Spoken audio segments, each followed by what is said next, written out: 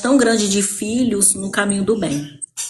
Então, mas foi muito difícil, porque só o meu pai trabalhava com um salário mínimo, e, e eu era aquela menina assim que quando a minha mãe sempre contou pra mim, ela falava assim, olha, quando você nasceu, você cabia dentro de uma caixinha de sapato. Então, então eu cresci ouvindo assim, coitadinha, ô dó da bichinha. Então, meu pai falava muito isso, quando as minhas irmãs, todas grandes, né, todas bem maior que eu pequenininha. Então, quando me colocavam para fazer algum serviço de casa, e ele falava assim: "Não, você não vai fazer não, coitadinha. Tem um monte de gente grande para fazer, você é muito pequenininha, não vai fazer nada, tadinha". Então era assim. E esse tadinha, pequenininha, eu tava na quinta série, é, e aí eu consegui reprovar na quinta série. Naquela época a gente falava tomar bomba, lá na quinta série. E aí eu cheguei em casa frustrada, mas é porque eu brinquei na escola, né? E aí eu cheguei em casa muito frustrada e falei pra minha mãe assim: "Ó, eu não quero mais estudar. Não vou estudar mais". Aí a mamãe falou assim: "Nossa, minha filha, estudar é bom, você tem que estudar". Só que a minha mãe, tanto a minha mãe quanto meu pai, eles eram analfabetos. Então, quando a minha mãe falava assim pra mim, minha filha, estudar é bom, na minha cabeça, estudar era horrível. Porque eu tinha que acordar cedo, era longe demais a escola, eu tinha que ir todos os dias chovendo, com sol, com chuva, enfim, com dor de cabeça, enfim, eu tinha que ir pra escola. E quando ela falava assim pra mim, minha filha, vai pra escola, estudar é bom. Aí na minha cabeça eu falava, não, é horrível, eu não vou estudar. Eu não vou estudar, eu não quero estudar. Aí papai falou assim, coitadinha Rosa, o nome da minha mãe. Coitadinha da bichinha, se você mandar ela pra escola contra a vontade, ela vai até ficar doente. Olha a mentalidade do meu pai. E aí eu não fui pra escola mais. Aos 10 para 11 anos de idade. Eu não fui mais pra escola. E eu cresci desse jeito. Então aí aparecia uma mulher que teve um neném. Água pra mamãe, filho? Uma mulher que teve um neném e o neném tava crescendo, precisava de alguém pra cuidar. Aí eu fui ser babá. Novinha, 11, 12 anos, eu comecei a trabalhar pra ganhar dinheirinho. E aí aquilo eu achava o máximo, que eu tinha dinheiro, né? Eu achava o máximo. E quem disse que eu consegui voltar mais pra escola? Então ali aos 18 anos mais ou menos, aos 18 anos mais ou menos, eu falei, vou voltar de novo para a escola.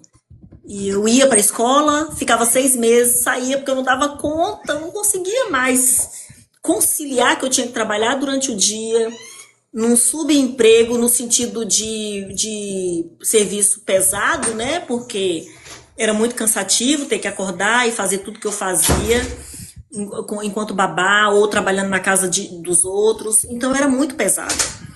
E aí o que que aconteceu? Eu fiquei sem conseguir estudar mais. Mas eu tinha um sonho na minha vida, mesmo sem estudar, eu tinha um sonho de ser professora. Eu achava muito, na verdade, eu achava bonito quando eu era criança ser professora, né?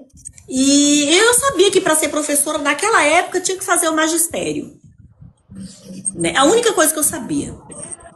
Bom, mas eu não consegui na minha adolescência e tal, e o tempo passou. O tempo passou e aos meus 25 anos, mais ou menos, eu conheci a igreja a qual eu faço parte, né, que foi um divisor de águas na minha vida. Foi a chave que eu virei na minha vida. E aí eu fui fazer um trabalho da minha igreja. Porque na minha igreja não tem um clero remunerado. Não existe um clero remunerado na minha igreja. Então é assim, as pessoas elas têm os cargos na igreja por inspiração. Não porque ela é mestrado, doutorado, PhD em alguma coisa, não. É porque é por inspiração. E aí eu tinha o desejo de servir uma missão, logo quando eu entrei para a igreja. Obrigada. Então, um ano depois que eu estava na igreja, aí eu fui para a missão. E aí eu fui designada para servir em São Paulo. Eu saí de Minas e fui para São Paulo ficar 18 meses fazendo serviço missionário. E aí eu tive a oportunidade de pregar o evangelho. E as meninas que fazem isso na minha igreja, elas são chamadas de sister. E os meninos são chamados de elder. E eles ficam 2 anos, e nós, meninas, a gente fica 18 meses, 1 ano e meio. E foi muito gratificante poder fazer esse trabalho, esses 18 meses, servindo ao Senhor. Mudou tudo na minha vida. Eu conheci pessoas e minha mente abriu, eu amadureci. E aí eu voltei para casa, assim, com uma outra mentalidade. E aí eu voltei 1 ano e meio depois para minha casa lá em Minas. E assim que eu cheguei, uns 15 dias depois, eu tinha uma amiga que morava aqui no Espírito Santo. E aí eu liguei para ela e ela falou: por que você não veio para cá? Mas eu não tinha nenhuma perspectiva ainda. Eu voltei sem perspectiva, né? Porque o tempo é determinado. Deu 18 meses, acabou, você volta para casa. E aí eu voltei para casa assim. Não tinha um emprego, não tinha concluído o estudo, nada. Eu simplesmente voltei para casa sem perspectiva. E foi quando a minha amiga disse: vem para cá, aqui no Espírito Santo, vem Vitória, que é legal. E aí eu vim e eu trabalhei na casa de uma pessoa aqui em Vitória por pouco tempo. Aí depois tinha uma irmã da nossa igreja que ela tinha uma loja lá no shopping. E aí eu volto, mesmo sem estudo, ela falou: vem trabalhar comigo aqui na loja, você fala bem, eu preciso de alguém assim e tal. E aí eu fui ser vendedora lá nessa loja. Então eu lá trabalhando, de repente, meses depois, ela fala assim: olha, a nossa loja vai falir, a gente não vai poder continuar com você aqui. E aí eu já conheci o meu esposo. E aí eu falei com ele, falei: olha, eu vou ter que voltar para Nanuque, porque a loja lá, eu vou perder o emprego. E aí eu já morava de aluguel, e aí ele falou assim: olha, se você voltar, a gente não casa. Aí eu falei: quer saber? Eu quero casar, né? E ele tá querendo casar também, tá difícil casamento, não vou largar não. Bom, mas aí eu falei: como é que eu vou fazer? E aí ele falou bem assim: então você vai lá pra minha casa. Eu falei: meu pai, mas o que o povo não vai falar da gente? E aí eu fiz isso. Eu vim pra casa dele antes do nosso casamento. E a casa dele tinha 3 quartos, ele tinha lá o quarto dele, a mãe dele arrumou um quarto pra mim, e aí tinha o quarto deles. Então cada um ficou no seu quarto. 1 mês e meio depois a gente casou, porque tinha que casar. Pra continuar morando aqui, tinha que casar, porque não pode morar desse jeito, o povo vai falar o quê, né? Era assim o correto. E aí nos casamos no dia 13 de julho, que esse mês fizemos 25 anos de casado. No dia 13 de julho nós nos casamos, de 2001. E aí o meu filho nasceu em 2003, né? E aí o tempo foi passando. Mas assim que eu casei, passou uma moça aqui na minha rua e falou bem assim comigo. Ela sempre me cumprimentava. Aí um dia eu parei e perguntei pra ela: aqui, você faz o quê? Você estuda? Aí ela falou assim: eu estudo. Mas logo assim que eu casei: eu estudo. Eu falei: você faz o quê? Aí ela falou assim: eu faço pedagogia. Bom, eu sabia que para ser professor eu tinha que fazer magistério, mas eu não sabia que tinha que fazer pedagogia, nem sabia que isso existia. Só perguntei para ela assim: e é muito difícil? Aí ela: não, você gosta de ler? Eu falei: gosto. Ela falou assim: então, tem muita coisa para ler, muita leitura, enfim, tem cada apostila que você tem que ler. Mas você tem vontade de fazer? Eu falei: quando eu era criança eu achava bonito ser professora. E aí passou. Porque quando eu me casei, eu tinha o 6º ano do ensino fundamental. Apenas o 6º ano. E aí eu tive que terminar o ensino fundamental. Já logo em seguida fiquei grávida, terminei o ensino médio grávida, casada, né? E no meio de tudo isso, quando meu filho já estava com 2 anos e meio, que eu tive essa conversa com essa minha amiga que passava aqui na rua sempre. E aí eu falei: quer saber? Eu acho que eu vou fazer esse negócio. Aonde você estuda? Aí ela falou o nome da faculdade. E aí naquela época tinha que fazer lá uma prova, alguma coisa assim. A gente falava que era o vestibular, né? Eu vou lá me inscrever, eu quero fazer isso. Mas assim, sem um pingo de fé. Aí eu olhei lá na relação que as pessoas passaram, eu tinha passado. Falei, nossa, eu não acredito nisso. Não, eu vou estudar mesmo.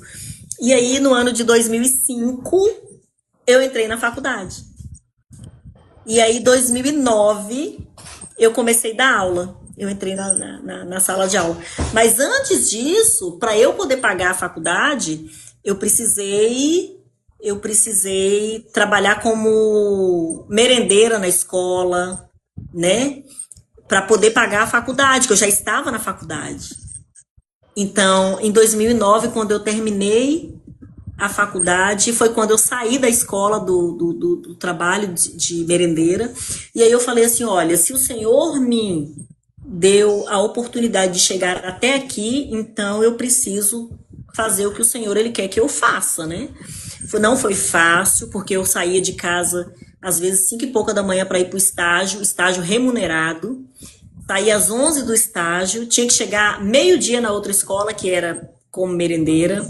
Saía às 18 e tinha que estar às 19 na faculdade. Então foram 4 anos assim, desse jeito, não foi fácil. Nenhum momento foi fácil. E aí, assim que eu terminei, em 2009, eu falei, aí agora tem que fazer a pós, né? Eu vou fazer a pós. Pós em quê?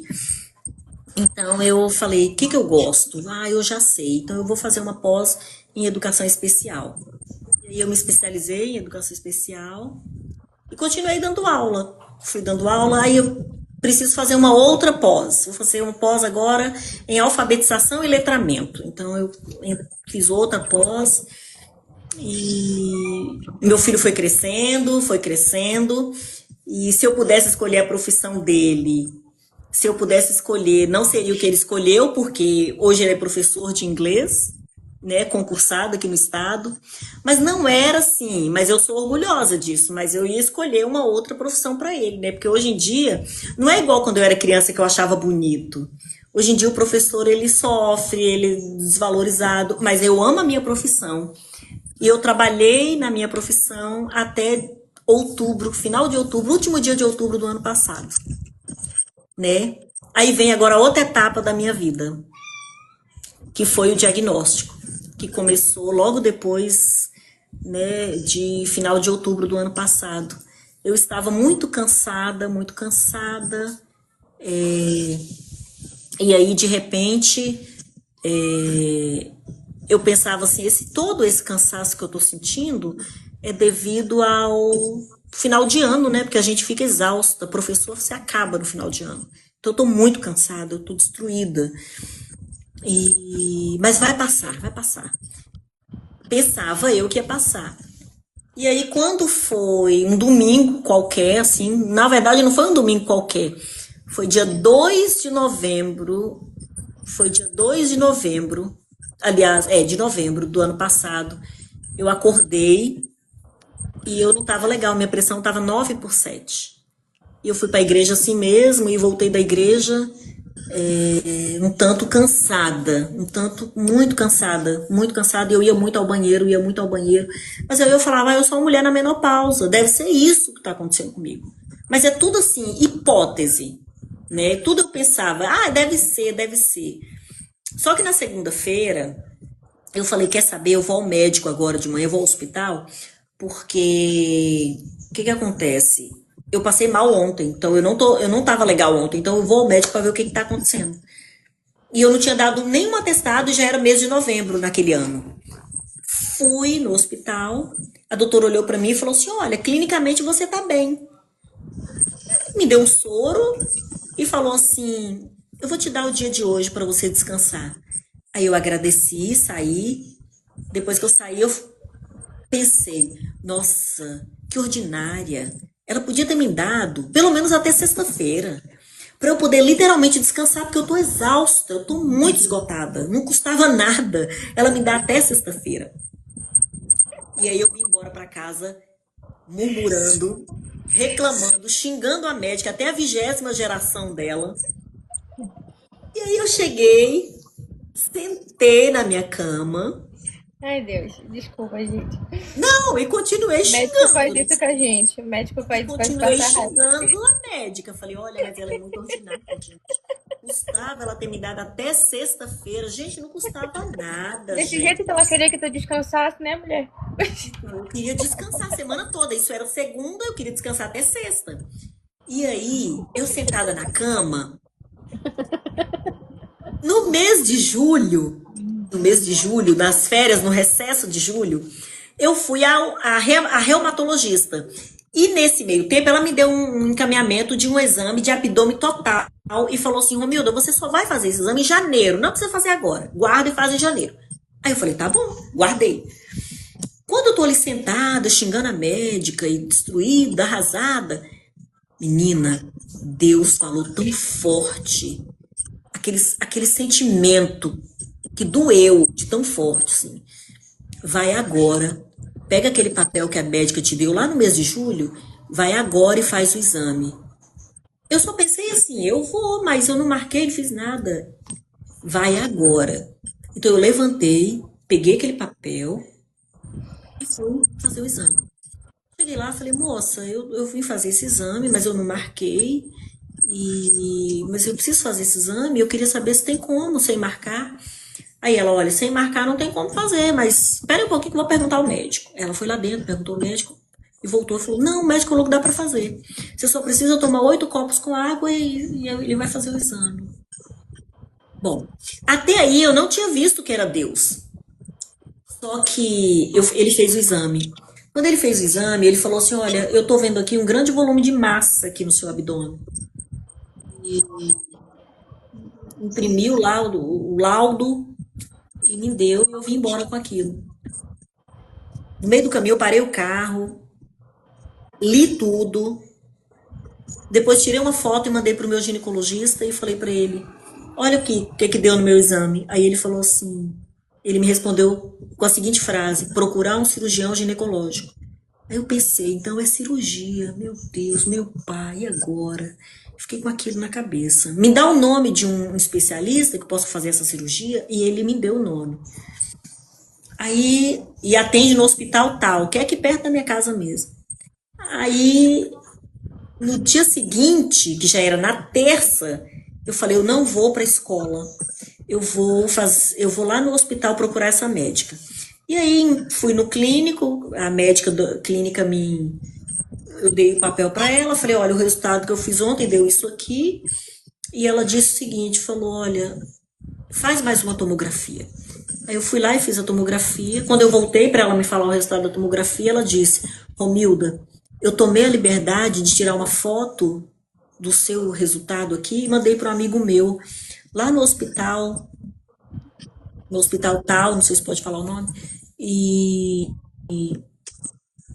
ele pediu para você ir, que ele quer te internar, porque 90% ele precisa investigar, porque segundo ele 90% é câncer. E aí ela falou assim: você tá me ouvindo? Eu falei, tô perfeitamente. Eu não desci uma lágrima.